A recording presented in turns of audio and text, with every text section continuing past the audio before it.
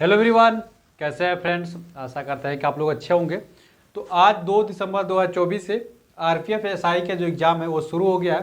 First shift, second shift और third shift का हम लोग एनालिसिस करने वाले हैं कि किस में इसका पेपर का डिफ़िकल्टी लेवल रहा, क्या क्या इसका अटेंडेंस रही, एवरेज अटेम्प्ट लड़कों का कितना रहा, एग्ज़ाम का पैटर्न क्या था, क्वेश्चन मिक्स आए थे या अलग अलग आए थे, मैथ, रीजनिंग, जीके, जीएस में कितने कितने क्वेश्चन आ रहे हैं, डिफ़िकल्टी लेवल क्या था। ये सारी चीज़ें हम लोग डिस्कस करने वाले हैं और ये भी डिस्कस करेंगे। देखो, इसको एएलपी की तरह पेपर को अटेम्प्ट नहीं करना, इसको पेपर का अटेम्प्ट करने का टेक्निक आपको बदलना होगा, अन्यथा बहुत सारी चीज़ों का आपको सामना करने को देखने को मिल जाएगा। तो आइए हम इन सारी चीज़ों को हम लोग देखने वाले हैं।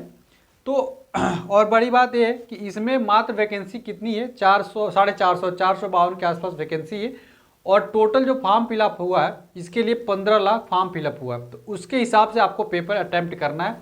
अब उसके हिसाब से आपको कट ऑफ भी सोचना होगा और कैसे अब आने वाले शिफ्टों में आपको क्या क्या चीज़ों का ध्यान रखना चाहिए जिससे निश्चित तौर पे आपका सिलेक्शन हो सके, क्योंकि इसमें सिलेक्शन होना एक बहुत मुश्किल काम है। तो इस मुश्किल काम को कैसे आसान बनाना है वो सारी चीज़ें हम आज की वीडियो में देखने वाले। तो सबसे पहले फर्स्ट सेकंड थर्ड शिफ्ट और फर्स्ट सेकंड थर्ड तीनों शिफ्ट का हम लोग इसी में देखेंगे पेपर का लेवल क्या था। तो पेपर का लेवल जितने स्टूडेंटों से बात हुई है उनके बताने से ये लोग बता रहे हैं कि सर पेपर जो था वो थोड़ा सा मॉडरेट से ऊपर लेवल का था, मॉडरेट और टॉप लेवल के बीच में था। क्योंकि एक्चुअली दिक्कत क्या है वो सारी चीज़ें मैं बताऊंगा अभी जब नीचे आऊँगा मैथ रीजनिंग के बारे में, उसमें भी बताने वाला हूँ कि मैथ जो था वो टाइम टेकन था, मैथ जो था वो टाइम टेकन था। जीके जीके में करंट अफेयर बहुत आ गया था जिसकी वजह से अटैम्प्ट लोगों के कम हो रहे हैं। और रीजनिंग की बात करें, रीजनिंग बहुत टफ नहीं आ रहा है एलपी की तरह, जो एलपी में बहुत टफ रीजनिंग आई थी वो इस तरीके की नहीं आ रही। तो पेपर का जो लेवल था वो मॉडरेट टू हार्ड की तरफ था, जिसमें मॉडरेट की तरफ ज़्यादा झुकाव था, हार्ड की तरफ ज़्यादा नहीं था। एवरेज अटैम्प्ट की मैं बात कर रहा हूँ तो एवरेज अटैम्प्ट अधिक से अधिक स्टूडेंट जो है वो एवरेज अटैम्प्ट ऑन ओवर देखा जाए तो एवरेज अटैम्प्ट आज के शिफ्टों में मोस्टली स्टूडेंट ऐसे हैं जो 120 क्वेश्चन में से, आपको बता दें 120 क्वेश्चन में से 100 क्वेश्चन से कम ही अटैम्प्ट करके आए हैं। ठीक है, 100 क्वेश्चन से कम ही अटैम्प्ट करने वालों की संख्या ज़्यादा है, 100 से ऊपर करने वालों की संख्या कम है। और आपने यदि 100 से ऊपर अटैम्प्ट किया तो निश्चित तौर पर मुझे कमेंट करके बताइएगा और आपका कितना अटैम्प्ट रहा वो भी मुझे बताइएगा। लेकिन 120 क्वेश्चन में से 100 से नीचे अटैम्प्ट करना आज के मतलब एक 452 सीटों में बहुत थोड़ा रिस्की काम है। तो मेरे हिसाब से आपको 100 के ऊपर अटैम्प्ट लेना चाहिए, क्योंकि अगर आप नहीं जाएंगे, एक्चुअली दिक्कत क्या, वो भी सारी चीज़ें मैं समझाने में। आज का एवरेज अटैम्प्ट देखेंगे तो आज का an average 90 plus average attempt था, 90 प्लस क्वेश्चन लड़के करके आए थे। तो एवरेज अटैम्प्ट इतना था 90 प्लस। लेकिन अब आने वाले शिफ्टों में आप लोग कोशिश करके रहिएगा कि एटलीस्ट 100 से ऊपर क्वेश्चनों में जाइएगा अटैम्प्ट लेने के लिए, वरना होने क्या वाला है कि मात्र 452 वैकेंसी है। ठीक है, 452 वैकेंसी है। अब 452 वैकेंसी में 15 लाख लड़कों का सिलेक्शन कराना है तो स्वाभाविक सी बात है, एक पिछली बार के आपने कट ऑफ देखा होगा काफ़ी हाई जाता है आरपीएफ में। ठीक है, तो इस हिसाब से आप लोग भी थोड़ा कोशिश करिए 100 से ऊपर अटैम्प्ट लेने के लिए। किसी भी तरीके से आपको 100 से ऊपर अटैम्प्ट की तरफ मूव करना है। ये एएलपी की तरफ मत सोचिए, वहाँ पे 15 गुना लड़कों का सिलेक्शन होता था सीबीटी 1 में। अब यहाँ तो भाई एक ही एग्जाम में आपको यही अधिक से अधिक यही नंबर लाने हैं और इसी से आपको जिस फिजिकल कर लेंगे तो आपका डिसाइड कर दिया जाएगा। तो अधिक से अधिक आपको नंबर लाना है, तो 100 से नीचे अटेम्प्ट मत करके आइएगा। देखिए मेरा यही सजेशन, रियल सजेशन यही है, क्योंकि देखिए 452 लड़कों में सेलेक्ट होना मतलब इतना आसान मत समझिए। तो 100 से ऊपर अटेम्प्ट लेंगे तो 2-4 क्वेश्चन कट पीट के किसी भी तरीके से आपके नंबर आ जाएंगे जो कि सिलेक्शन के लिए काफी। और जब 90 अटेम्प्ट ही करेंगे तो और कटेंगे 2-4 क्वेश्चन का, चूंकि आप और सारी चीज़ें बताते हैं और रीजन क्यों मैं बता रहा हूँ बार बार, आगे आइए आगे बताता हूँ, रुक जाइए। अटेंडेंस की मैं बात कर लूँ तो अटेंडेंस आपको भी पता है कि रेलवे के एग्जामों में अटेंडेंस वही 70, 72, 73 के आसपास रहने वाली है।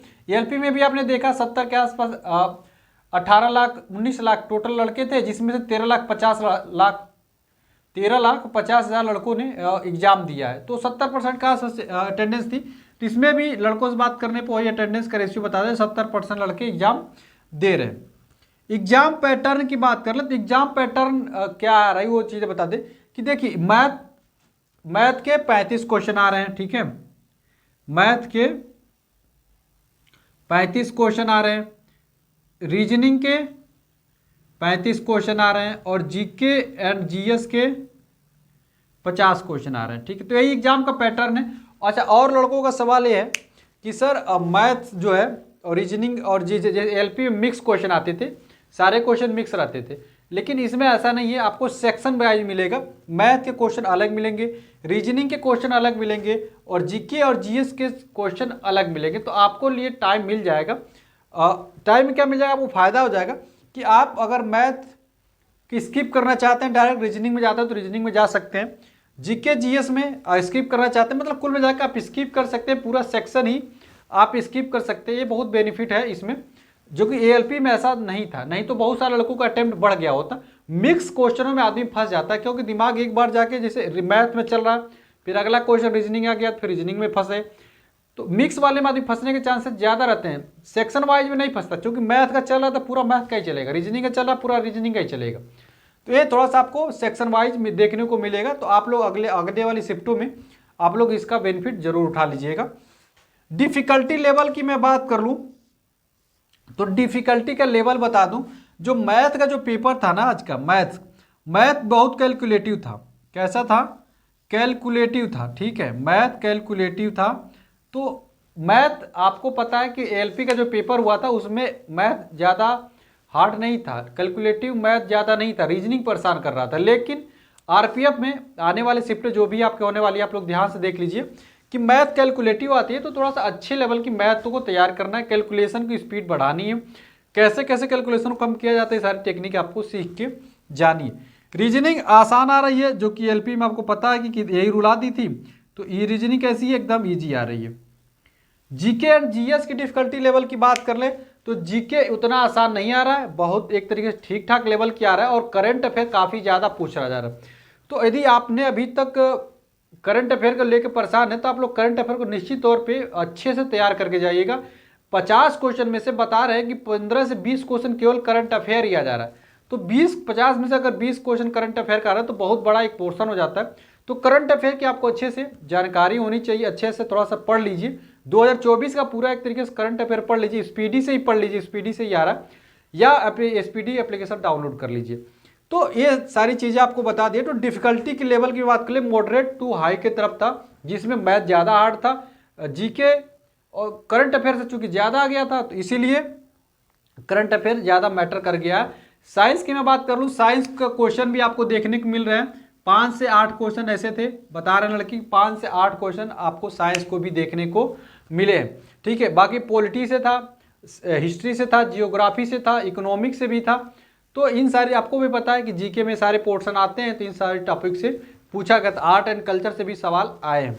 ठीक है, साइंस से भी सवाल मैंने बताई दी। तो ये सारी चीज़ें आपको एनालिसिस करके बता दिया। तो जितने भी स्टूडेंट आने वाले शिफ्ट हैं उसके लिए आप लोग तैयार कर लीजिए। आरआरबी जेई वाले भी स्टूडेंट आप लोग थोड़ा सा इस लेवल को मेंटेन किए रहिएगा, क्योंकि जब आपका भी पेपर शुरू होगा तो आप में भी ये सारी चीज़ें डाली जाएंगी। ठीक है, तो चलिए आशा करते हैं कि आने वाले शिफ्ट में जो भी आप एग्जाम देने जाएंगे, आप लोग कोशिश करिएगा 100 से ऊपर ही अटैम्प्ट करने का, 100 से नीचे अटैम्प्ट मत करने का सोचिएगा, क्योंकि 120 क्वेश्चन में से आपको 100 से ऊपर ही अटैम्प्ट लेने हैं, तभी कट पिट के किसी तरीके से 100 के आसपास आपके नंबर आ जाते हैं और नॉर्मलाइजेशन 7-8 नंबर हो जाता है, तो आपका निश्चित तौर पे सिलेक्शन हो जाएगा। ठीक है, और आप इससे कम पे सोच रहे हैं तो भाई इससे कम पे नहीं सिलेक्शन होगा, क्योंकि 452 मात्र वैकेंसी और पूरे इंडिया के स्टूडेंट इसके लिए फाइट कर रहे हैं, और चूंकि ये नौकरी अच्छी है इसीलिए कंपटीशन भी इसका ज़्यादा ही।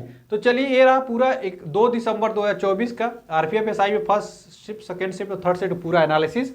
और ऐसे रेगुलर एनालिसिस आपको शाम के टाइम मिलता रहेगा आरपीएफ एसआई का, जब तक आरपीएफ एसआई का एग्जाम चलने वाला है। तो आज के हिसाब से यदि आपने 90 के ऊपर अटेम्प्ट करके आए तो निश्चित तौर पे आप लोग सेफ तरीके से सेफ अपने आप महसूस कर सकते हैं, लेकिन आने वाले शिफ्टों में आप 100 से अटेम्प्ट कम मत करके आइएगा। ठीक है, तो चलिए कल मिलते हैं आप लोग को, कल 3 दिसंबर के फर्स्ट शिफ्ट, सेकंड शिफ्ट और थर्ड शिफ्ट तीनों शिफ्ट का एनालिसिस लेके। और आपने कितने अटेम्प्ट किए हैं बिल्कुल कमेंट करके बताते रहिए। मिलते हैं अगली वीडियो में फ्रेंड्स। वीडियो अच्छी लग रही हो तो वीडियो को लाइक भी करते रहिए, चैनल को जरूर सब्सक्राइब कर लीजिए, अपने दोस्तों में भी आज की वीडियो को शेयर करिए, उनको भी पता चले आज की शिफ्ट क्या लेवल क्या था, और आने वाले शिफ्ट में वो भी अपनी तैयारी को मेंटेन कर सकें और अपना भी एक सीट आरपीएफ एसआई में सिलेक्ट कर सकें। आरपीएफ के कांस्टेबल वाले जितने भी स्टूडेंट है वो भी वीडियो को फॉलो करते रहें, ताकि ये भी सारा चीज़ आपको काम आएगा आरपीएफ के कांस्टेबल के एग्जाम में। मिलते हैं अगली वीडियो फ्रेंड्स, तब तक के लिए फ्रेंड्स जय हिंद।